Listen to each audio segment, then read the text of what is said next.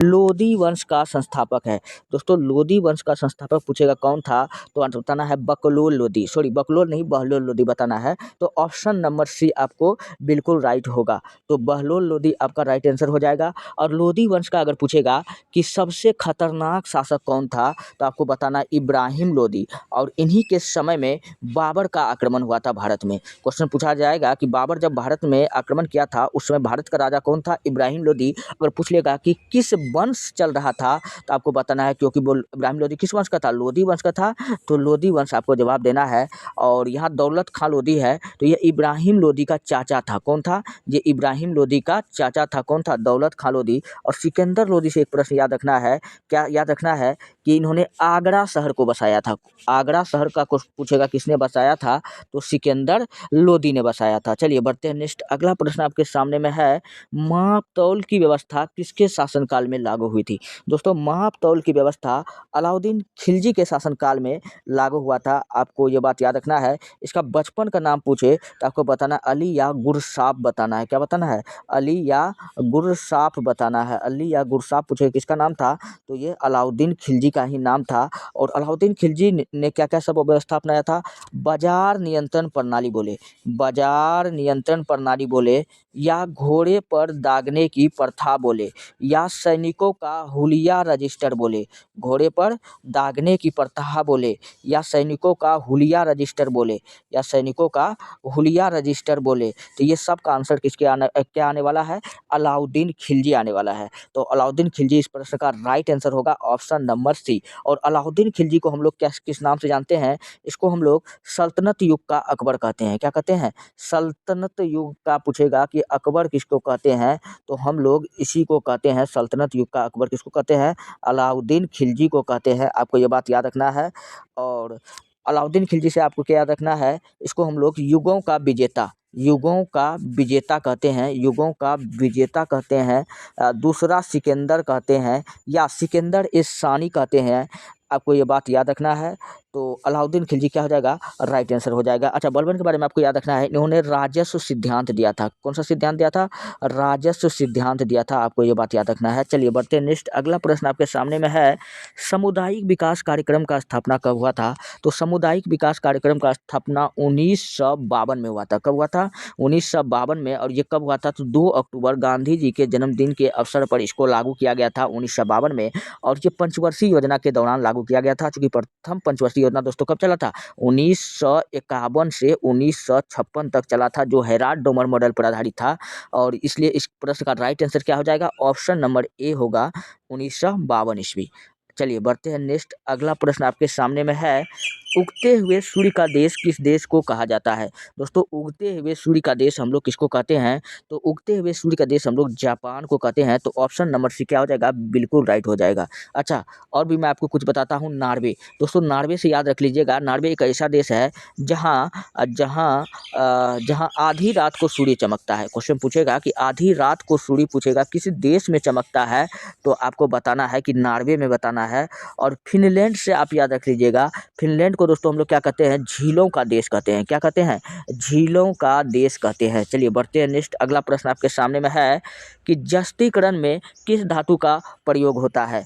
काफ़ी शानदार प्रश्न है, आपके कई एग्जामों में ये प्रश्न पूछा जाता है। तो दोस्तों जस्तीकरण में हम लोग लोहा का प्रयोग करते हैं। दरअसल लोहा को हम लोग संक्षारण से बचाने के लिए, यानी जंग से बचाने के लिए हम लोग क्या करते हैं, जस्तीकरण का प्रयोग करते हैं। अगर जस्तीकरण की ही दोस्तों हम लोग क्या कहते हैं, गैल्वेनीकरण कहते हैं। क्या कहते हैं, गैल्वेनीकरण कहते हैं। और लोहा को जंग से बचाने के लिए हम लोग किसका प्रयोग करते हैं, तो जस्ता का परत चढ़ाते हैं। किसका परत चढ़ाते हैं, तो जस्ता का हम परत चढ़ाते हैं। इसलिए हम लोग इसको क्या कहते हैं, जस्तीकरण कहते हैं। या जस्तीकरण को हम लोग क्या कहते हैं, गैल्वेनीकरण कहते हैं। और दोस्तों जस्ता को हम लोग संस्कृत में कहते हैं यसद। क्या कहते हैं, यसद। इसलिए दोस्तों तीसरा आपको याद रखना है, यसद लेपन, यसद लेपन विधि। तो याद रखिएगा जस्तीकरण विधि और जस्तीकरण विधि, यसद लेपन विधि, हाँ गैल्वेनीकरण विधि, ये तीनों विधि क्या है, तो लोहा को जंग से बचाने के लिए जो विधि अपनाया जाता है ये तीनों विधि है, आपको ये बात याद रखना है। अच्छा, एल्युमिनियम को जंग से बचाने के लिए हम लोग एनोडीकरण, ए से एल्युमिनियम, ए से एनोडीकरण अपनाते हैं।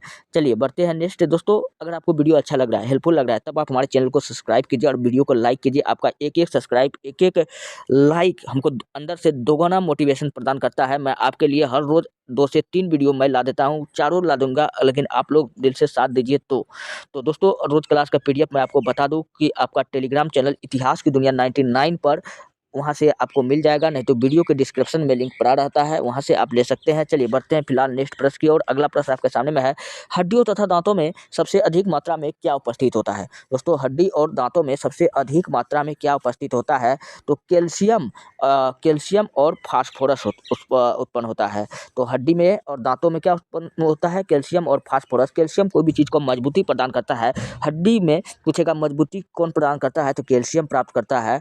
अच्छा, हड्डी में पूछेगा कि कौन सा प्रोटीन पाया जाता है, तो आपको बता मायोसिन प्रोटीन पाया जाता है। कौन सा प्रोटीन पाया जाता है, मायोसिन प्रोटीन पाया जाता है। फिर क्वेश्चन पूछेगा कि मनुष्य के शरीर में हड्डी का होता है, तो 206 या 208 आपको बताना है, जो ऑप्शन में रहेगा आपको टिक कर देना है। अच्छा, हड्डी से हड्डी का जोड़ पूछेगा क्या कहलाता है, तो लिंगामेंट कहलाता है। क्या कहलाता है, लिंगामेंट कहलाता है। हड्डी से मांसपेशी का जोड़ पूछेगा क्या कहलाता है, तो कंडरा कहलाता है। हड्डियों का बनना पूछेगा क्या कहलाता है, तो हड्डियों का बनना दोस्तों या हड्डी का अध्ययन पूछेगा क्या कहलाता है, तो ऑस्टियोलॉजी। हड्डी का अध्ययन पूछेगा क्या कहलाता है, ऑस्टियोलॉजी। हड्डी का नष्ट होना पूछेगा क्या कहलाता है, तो ऑस्टियोब्लास्ट कहलाता है। चलिए बढ़ते हैं नेक्स्ट अगला। अच्छा यहाँ देखिए, और फास्फोरस पाया जाता है। आपको पता है दोस्तों हड्डी में कैल्शियम और फास्फोरस दोनों होता है। अच्छा, फास्फोरस का काम क्या होता है, फास्फोरस किसी भी चीज़ को जलाने में सहायता प्रदान करता है। आपने दोस्तों हड्डी को देखा होगा, जब इंसान जब मरता है तो मरने के बाद में उनको जलाया जाता है, जलने के बाद में हड्डी भी जल करके पूरा खत्म हो जाता है, क्योंकि उसमें क्या होता है, फास्फोरस होता है, और फास्फोरस किसी भी चीज़ को जलाने का गुण रखता है। आपको ये बात याद रखना है। अच्छा, माचिस के तीली में आप लोग फटाफट कमेंट करके भर दीजिए कि कौन क्या पाया जाता है, तो आपको फटाफट कमेंट में लिख डालना है इनके आंसर को। तब तक हम अगले प्रश्न की ओर बढ़ते हैं। अगला प्रश्न आपके सामने में है, मनुष्य के शरीर में अधिकांश भोजन कहाँ पचता है।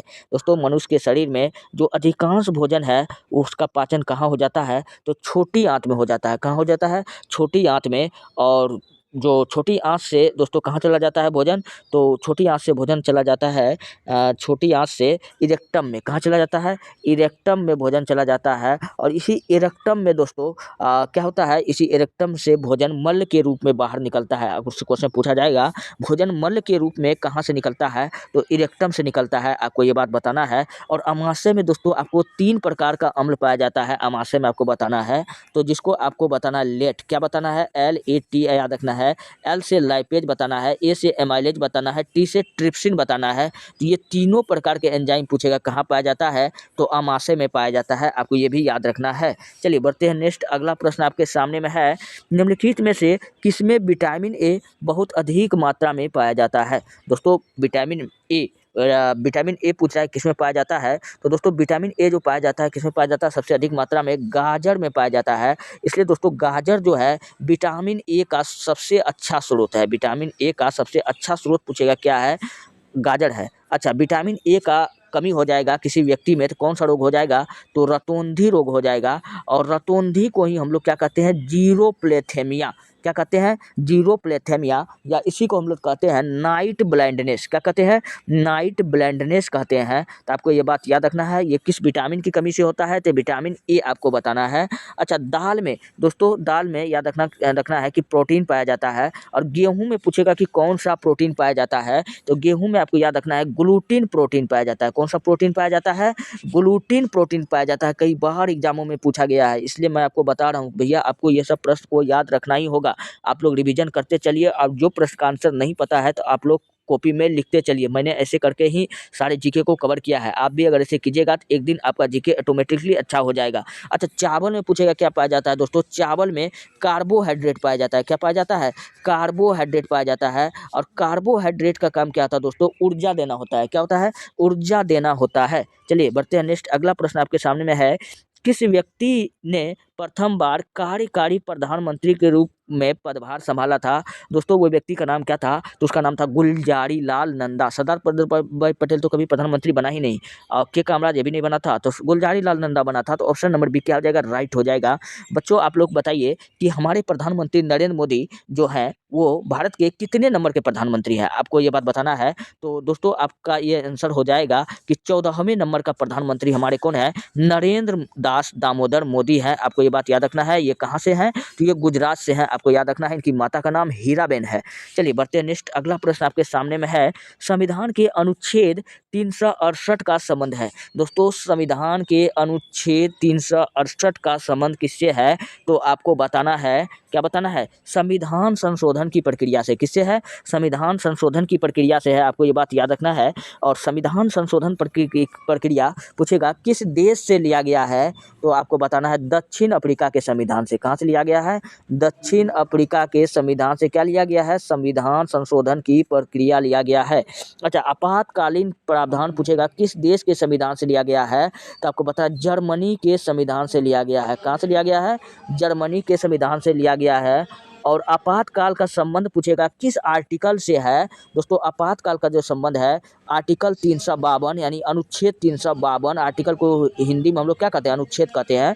तो अनुच्छेद 352 से है। आपको ये बात याद रखना है।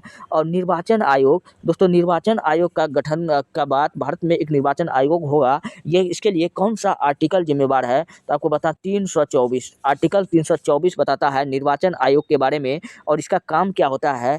तो इसका काम होता है राज्य स्तर पर और केंद्र स्तर पर इलेक्शन को करवाना। किसका काम होता है? निर्वाचन आयोग का कार्य होता है। चलिए बढ़ते हैं नेक्स्ट। अगला प्रश्न आपके सामने में है, प्रकाशीय सजावट तथा विज्ञापन के लिए विसर्जन नलिकाओं में प्रयुक्त होने वाली गैस कौन सी है?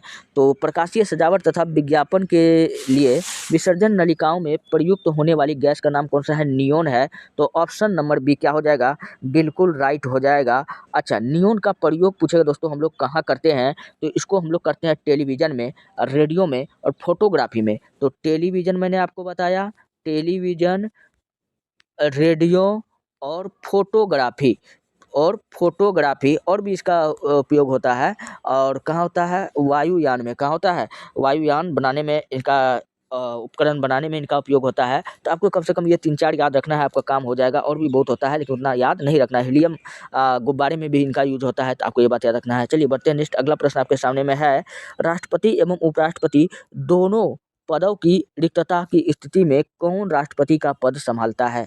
आपने देखा होगा कि जब हमारे प्रथम मुस्लिम राष्ट्रपति कौन था? तो जाकिर हुसैन जब मरा था, तो जब राष्ट्रपति का जब देहांत हो गया था तो उसके जगह पे कौन बना था? सुप्रीम कोर्ट का जज बना था। तो आपको याद रखना होगा बीडी जत्ती, जस्टिस हिदायतुल्लाह, ये सब बना है ना, तो आपको याद होगा।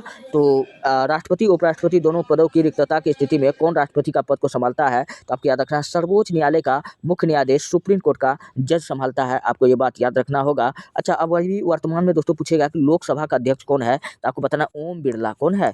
ओम बिरला है। आपको याद रखना है। चलिए बढ़ते हैं नेक्स्ट। अगला प्रश्न आपके सामने में है, भारत का राष्ट्रीय ध्वज कब स्वीकारा गया था? तो भारत का राष्ट्रीय ध्वज कब स्वीकारा गया था? तो ये स्वीकारा गया था 22 जुलाई 1947 को। कब स्वीकारा गया था? 22 जुलाई 1947 को। तो ऑप्शन नंबर बी क्या होगा? राइट हो जाएगा। अच्छा, पूछेगा कि भारत का राष्ट्रीय ध्वज को स्वीकारा जो गया था 22 जुलाई 1947 को, ये कांग्रेस के किस अधिवेशन में स्वीकारा गया था?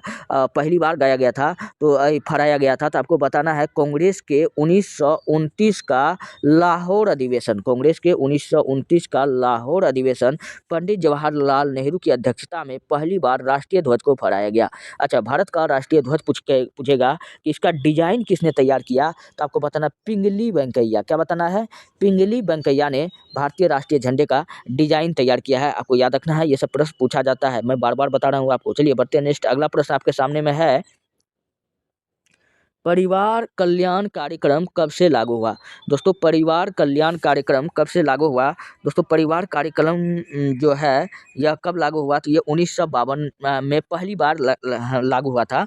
तो उस समय इसका नाम क्या था? राष्ट्रीय परिवार नियोजन। 1952 में जो पहली बार लागू हुआ था, इसका नाम क्या था?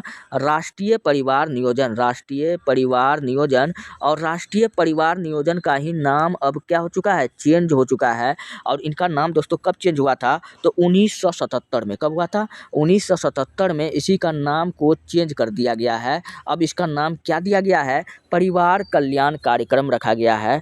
तो इसका राइट आंसर क्या हो जाएगा? तो 1977 हो जाएगा, ऑप्शन नंबर सी हो जाएगा। चलिए बढ़ते हैं नेक्स्ट। अगला प्रश्न आपके सामने में है, सत्यमेव जयते किस रूप में प्रचलित है? दोस्तों सत्यमेव जयते हम लोग जानते हैं कि यह भारत का राष्ट्रीय चिन्ह के रूप में हम लोग जानते हैं सत्यमेव जयते को, और ये ऑप्शन नंबर सी इस प्रकार राइट आंसर हो जाएगा। अच्छा, सत्यमेव जयते पूछेगा कि सत्यमेव जयते कहाँ से लिया गया है? तो आपको बताना है उपनिषद से लिया गया है। कौन सा उपनिषद पूछेगा? तो मुंडकोपनिषद से। कहाँ से लिया गया है?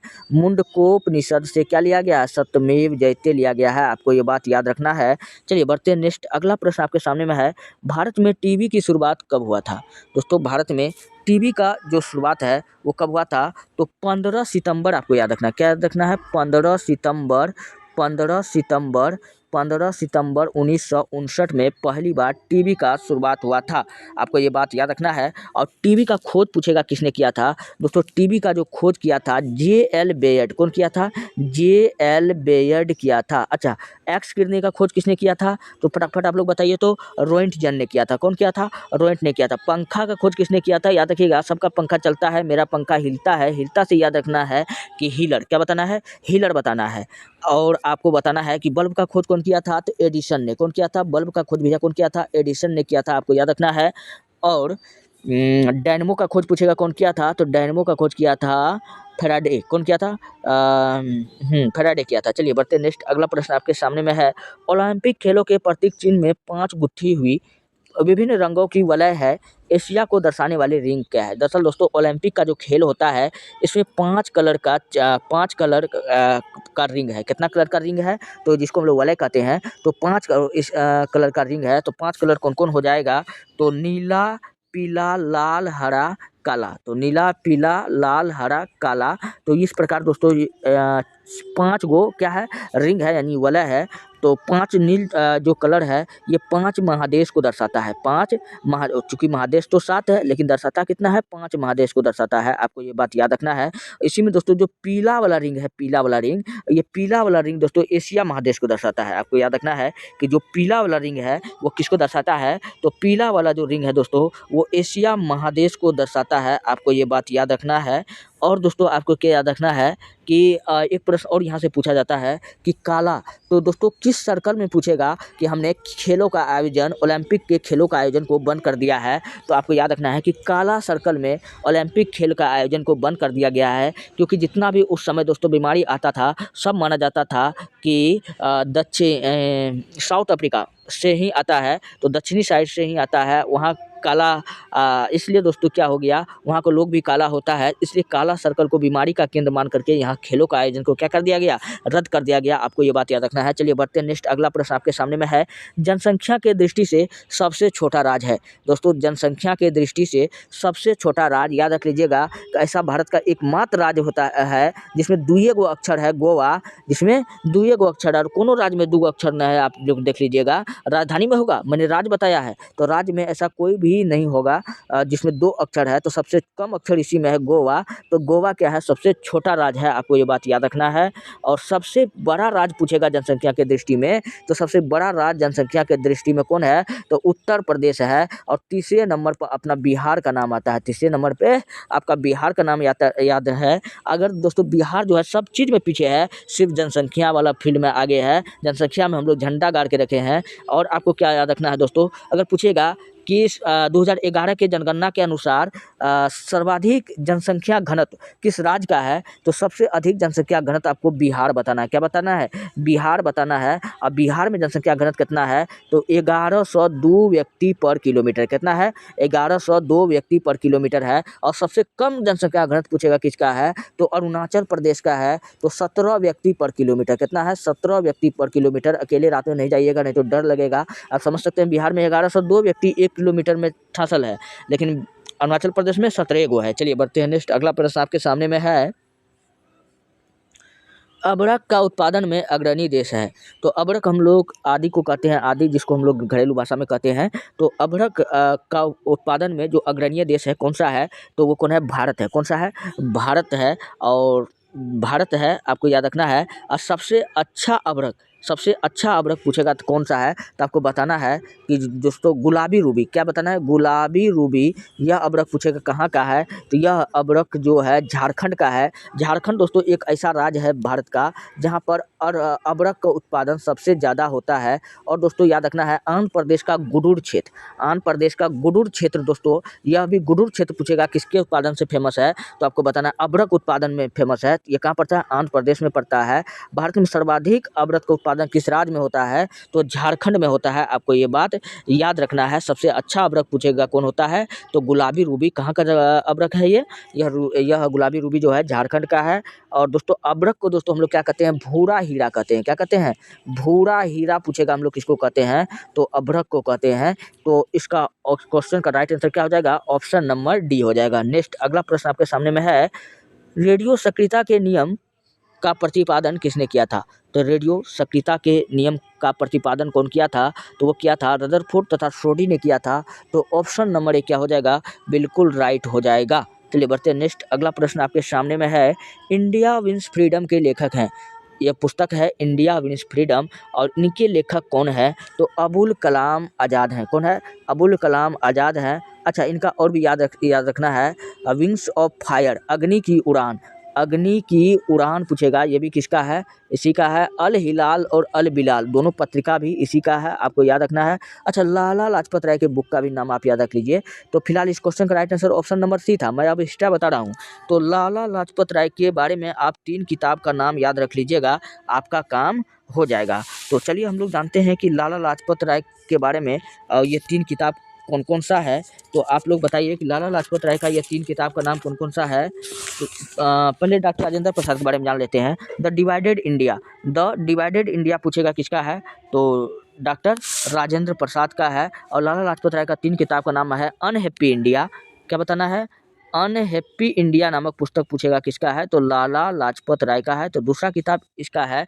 आर्य समाज, क्या है, आर्य समाज, आर्य समाज का स्थापना नहीं, ये बुक है आर्य समाज, यह भी किसका है, लाला लाजपत राय का है। और तीसरा याद रखना है the story of my deportation, यह बुक किसका है, यह भी लाला लाजपत राय का है, आपको याद रखना है। और लाला लाजपत राय दोस्तों हमारे त्रिगुट में शामिल था, तिगड़ी में शामिल था। और त्रिगुट 3 लोगों का समूह होता है, लाल बाल पाल, यह कांग्रेस का गरम दल का नेता था। आपको पता ही होगा कि कांग्रेस में दोस्तों 1907 ईस्वी में कांग्रेस का विभाजन हो गया, कांग्रेस के अंदर ही पड़ गया फूट और कांग्रेस हो गया 2 भाग में टूटने के बाद में एक गरम दल बना और एक नरम दल बना। तो गरम दल में जो लोग शामिल था वो सब कौन था, लाल बाल पाल, लाल मतलब लाला लाजपत राय, बाल मतलब बाल मतलब बाल गंगाधर तिलक, पाल मतलब बिपिन चंद्र पाल। तो ये तीनों लोग लाल बाल पाल में शामिल था। चलिए बढ़ते नेक्स्ट अगला प्रश्न आपके सामने में है, एशिया की सबसे लंबी नदी है। दोस्तों एशिया की सबसे लंबी नदी पूछेगा कौन सा है, तो यागटिसिक्यांग, क्या है,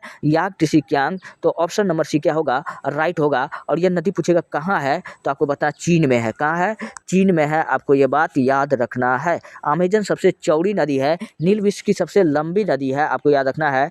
अगला प्रश्न आपके सामने में है, ऊर्जा का मात्रक है। दोस्तों ऊर्जा का मात्रक क्या है, तो ऊर्जा का मात्रक होता है जूल होता है, क्या होता है, जूल होता है। तो ऑप्शन नंबर सी क्या हो जाएगा, बिल्कुल राइट हो जाएगा। अच्छा वाट किसका मात्रक है, दोस्तों आप याद रख लीजिएगा एक ट्रिक, अगर आपके पास में शक्ति रहेगा तो आप कहिएगा कि मैं तुम्हारा वाट लगा देंगे, किसी के पास शक्ति रहेगा तभी न कहेगा वाट लगा देंगे। तो वाट किसका मात्रक है, तो आपको बताना विद्युत शक्ति का सही मात्रक है, शक्ति का सही मात्रक है, आपको ये बात याद रखना है। पास्कल किसका है, यह दाब का मात्रक होता है, किसका मात्रक होता है, दाब का मात्रक होता है। चलिए दोस्तों ये रहा आज के प्रश्न। और भी प्रश्न है क्या, नहीं है, ये आपका आंसर है। अब यहाँ से दोस्तों मैंने आपको काफ़ी डीपली एक एक प्रश्न का सॉल्यूशन करवाया, ये सारे प्रश्न आपके एग्जाम में पूछे गए हैं और आगे भी इसी टाइप के प्रश्न पूछे जाएंगे, इसलिए आप वीडियो को अनदेखा न करें। जितना हो सके दोस्तों आप इस वीडियो को 1 बार 2 बार देखिए और मैं हर रोज़ आपके लिए वीडियो लाता हूँ। अगर आप लोग इस वीडियो को जितना ज़्यादा से ज़्यादा शेयर, जितना ज़्यादा से ज़्यादा व्यू आता है, उससे उत्साहित होकर के मैं एक दिन में 2 या 3-4 वीडियो मैं ला देता हूँ। और आपके लिए दोस्तों एक सूचना है कि अगर आप PDF लेना चाहते हैं तो आप हमारे टेलीग्राम चैनल इतिहास की दुनिया 99 पर जाइए, आप वहां से वीडियो का PDF ले सकते हैं। और मिलते हैं नेक्स्ट वीडियो में, धन्यवाद।